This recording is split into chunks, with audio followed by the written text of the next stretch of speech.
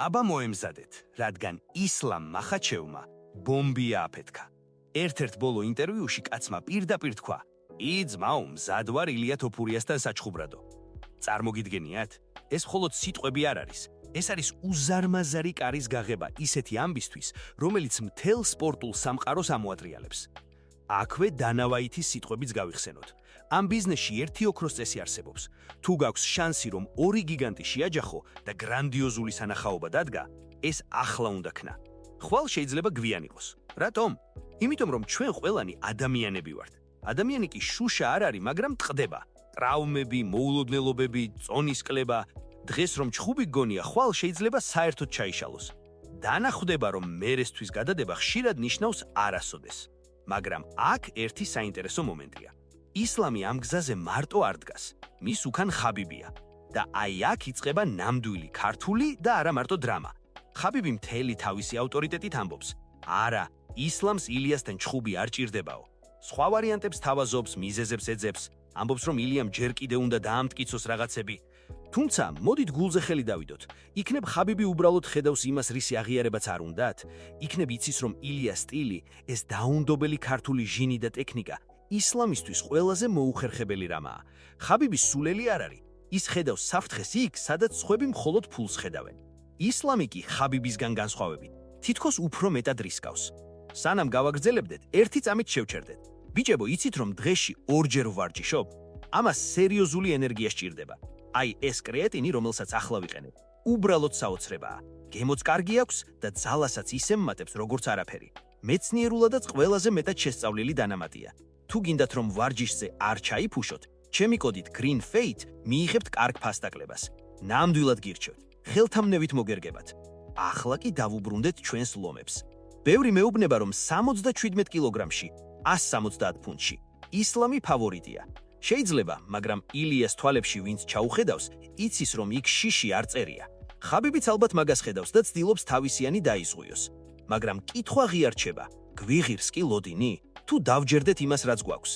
ვინ იცის, იქნებ ეს ჩხუბი მართლაც ისტორიის ნაწილი გახდეს. ან პირიქით, ყველაზე დიდი გაშვებული შანსი. თქვენ რას ფიქრობთ? ხაბიბი მართლა ილიას სტილის გამო ნერვიულობს, თუ უბრალოდ ბიზნეს უფრთხილდება? მოდით ახლა რეალობას ჩავხედოთ თვალებში და ცოტა ბინძურ სამზარეულოში შევიხედოთ. დღეს UFC-ში ერთი დიდი პრობლემა გვაქვს. აქტიური ჩემპიონები აღარ გვაქვს. აი დაფიქრდით, რამდენი მოქმედი ჩემპიონი გეგულებათ, რომელიც წელიწადში 3-ჯერ მაინც გადის ოქტაგონზე. თითზე ჩამოსათვლელია. უმეტესობა საუკეთესო შემთხვევაში წელიწადში 2-ჯერ თუ გამოჩნდება და ისიც ისეთი ვაივაგლახით, რომ მთელ სამყაროს გონია ოლიმპიური თამაშების მომზადებას გადიანო. ერთადერთი გიჟი, ვინც ტემპს არ აგდებდა, ალექს პერეირა იყო. კაცი წელიწადში 4-ჯერ იკლებდა წონას, გამოდიოდა და ყველას თავპირს უმდროებდა. მაგრამ ახლა თვითონაც თქვა: "მორჩა ძმებო, ტემპს ვაგდებო." და ვინ დაგვრჩა? ჯოშუა ვანი? კი, აქტიურია, მაგრამ ჯერ კიდევ სჭირდება ის ზურგი და ავტორიტეტი, რაც დიდ ვარსკვლავებს აქვთ. პანტოჟასთან რაც მოხდა, ყველა ვნახეთ და ეს ცოტა აფერხებს მის წინსვლას. ახლა კი ყველაზე მთავარი, ფული. იცით რა ხდება კულისებში? Paramount წელიწადში 11 მილიონს უხდის UFC-ს. შედით აბა მათ საიტზე. ნახეთ მომავალი ივენთები. თუ რამე საინტერესოს იპოვით, მეც მითხარით. ხანდახან ისეთი ქარდებია, რომ გონია მეზობელი უბნის ბიჭების ჩხუბს უყურებ. Paramount-ს კი კითხვები უჩნდება. ძმაო, ამაში ვიხდით ამდენ ფულს? დანავაიტი კი ციფრებით იგერიებს. მილიონობით ნახვა, ერთგული ფანები, რომლებიც ყოველ შაბათს ტელევიზორთან სხედან. მაგრამ ხალხიც იღლება. ადრე ამერიკაში UFC-ს ყურება $80 ღირდა, პლუს დამატებითი არხები. ახლა ყველაფერი ერთ პლატფორმაზეა და გაცილებით იაფია. ხალხი უყურებს კი, მაგრამ როცა ეს სიაფე ჩვეულებრივი ამბავი გახდება, მერე რას იზამენ? მერე ხარისხს მოითხოვენ. აი აქ ჩნდება ისლამისა და ილიას ჩხუბის ლოგიკა. დანა ვაიტი თითრობს: ორი ჩემპიონი ერთ დღეს? რატომაც არა? მაგრამ ბიზნესის კუთხით ეს წამგებიანია. რატომ უნდა დახარჯო ორივე ვარსკვლავი ერთ საღამოს, როცა შეგიძლია ორი სხვადასხვა სტადიონი გაავსო? ილიას თავისი აუდიტორია ჰყავს, ისლამს თავისი. მათი ცალ-ცალკე გაყიდვა უფრო მეტ ფულს ნიშნავს. ჩვენ კი ფანებს გული გვიკვდება. ჩვენ ხომ ისტორია გვინდა, ჩვენ ხომ ეს ემოცია გვინდა, რომელზეც დასაწყისში ვსაუბრობდით. ილიას ოცნებაა, რომ გახდეს 3 წონის ჩემპიონი. ისლამი ამბობს, რომ თანახმაა, მაგრამ ჩემი აზრით ეს ჩხუბი ჯერ ძალიან შორსაა. 2026 წლის ბოლომდეც კი ვერ ხედავ ამის რეალურ შანსს. რატომ? იმიტომ რომ ამერიკას დღეს მხოლოდ ერთი ჩემპიონი ჰყავს, ჯასტინ გეიჯი, ისიც დროებითი. ილია კი მის წონაშია. წარმოგიდგენიათ UFC-მ ილიას უთხრას: "წადი, ზემოთი ჩხუბე და ეს კამარი დატოვეო?" არა ძმეგო, თეთრ სახლში გეიჯი უნდა იყოს. ეს ამერიკული ბიზნესისთვის აუცილებელია.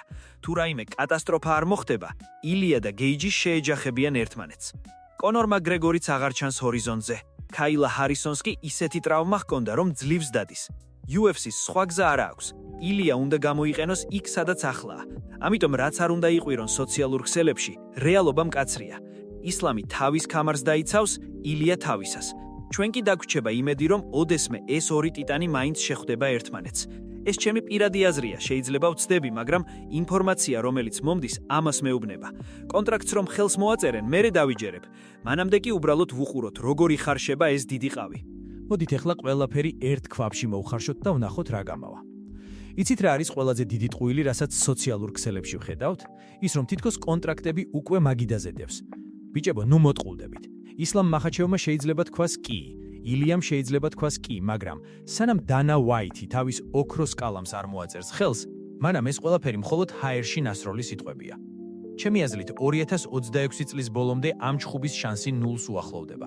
რატომ ვარ ასეთი პესიმისტი? იმიტომ რომ მე ვხედავ ციფრებს და არა მხოლოდ ემოციებს.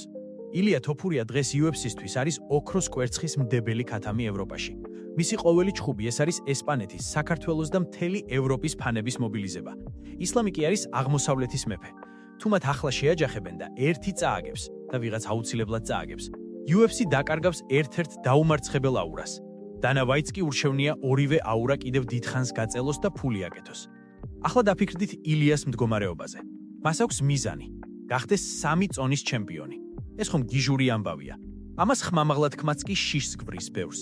მაგრამ რეალობა ისაა, რომ ილიას ჯერ თავის წონაში ყავს მოსაწმენდი ოკეანე. ჯასტინ გეიჯი არ არის ის კაცი, რომელიც უბრალოდ მოვა და კამარს ჩაგაბარებს.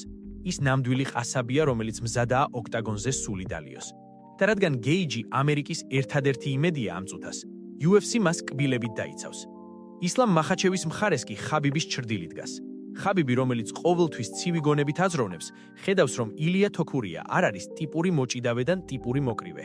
ის არის ჰიბრიდი, რომელსაც აქვს ქართული ჭიდაობის ბაზა და ევროპული კრივის სკოლა. ასეთ ადამიანთან ჩხუბი ისლამისთვის არის უდიდესი რისკი. რატომ უნდა გარისკოს ისლამმა თავისი მემკვიდრეობით, როცა შეუძლია უფრო უსაფრთხო და ფულიანი ჩხუბები ჩაატაროს? რა თქმა უნდა, მეც თქვენსავით მინდა რომ ეს მოხდეს. მინდა დავინახო, როგორ შედიან ოქტაგონზე ორი საუკეთესო და როგორ წყდება ვინ არის რეალურად ნომერი პირველი პლანეტაზე. მაგრამ ინფორმაცია, რომელიც ჩემამდე მოდის გუნდებიდან, სულ სხვა რამეზე მეტყველებს. იქ უფრო მეც საუბრობენ იმაზე, თუ როგორ დაიცვან ტიტულები საკუთარ წონებში, ვიდრე სუპერ ჩხუბებზე. გახსოვთ დასაწყისში რომ თქვი, კონტენტმა უნდა გამოიწვიოს ემოცია მეთქი? აი ეს გაურკვევლობა ზუსტად ეგაა. ჩვენ გვაბრაზებენ, გვაიმედებენ, გვაეჭვებენ. ეს არის UFC-ს მარკეტინგი. ისინი გვიყიდიან მოლოდინს და სანამ ჩვენ ველოდებით, ისინი სხვა ჩხუბებზე აკეთებენ მილიონებს. ჩემო ძმებო, ჩემო ხალხო, სიმართლე ისაა, რომ ჩვენ კიდევ ბევრი ლადნო მომენტის გადატანა მოგვიწევს, სანამ ნამდვილ ვაუ ეფექტს მივიღებთ. ილია თოფურია ჯერ კიდევ ახალგაზრდაა, მისი დრო მოვა. ისლამიც პიკზეა.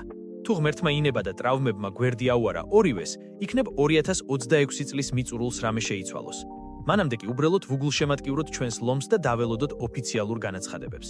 და ბოლოს ერთი რამ დაიმახსოვრეთ. ამ სპორტში ყველაფერი შეიძლება ერთ წამში შეიცვალოს. ერთი ნოკაუტი, ერთი ტრავმა ვარჯიშზე და მთელი გეგმები წყალში იყრება. ამიტომ დათკბით იმით, რაც დღეს გვაქვს. UFC-ს ყურება ახლა უფრო ხელმისაწვდომია ვიდრე ედოს დღეს და ესეც საქმეა. თქვენ რას ფიქრობთ? ჯერათ რომ ილია მართლა ავა 77 კილოგრამზე და ისლამს დაამარცხებს? თუ ფიქრობთ რომ ისლამი ზედმეტად ძლიერია ასეთი ნახტომისთვის? დაწერეთ კომენტარებში, მართლა მაინტერესებს თქვენი აზრი. მე კი აქ ვარ, ვადევნებ ყველაფერს თვალს და როგორც კი ახალი რამ გაირკვევა, მაშინვე შეგატობინებთ. მომავალ შეხვედრამდე მეგობრებო, არ დაგავიწყდეთ ქმეატინი და კარგი ვარჯიში. აბა თქვენ იცით.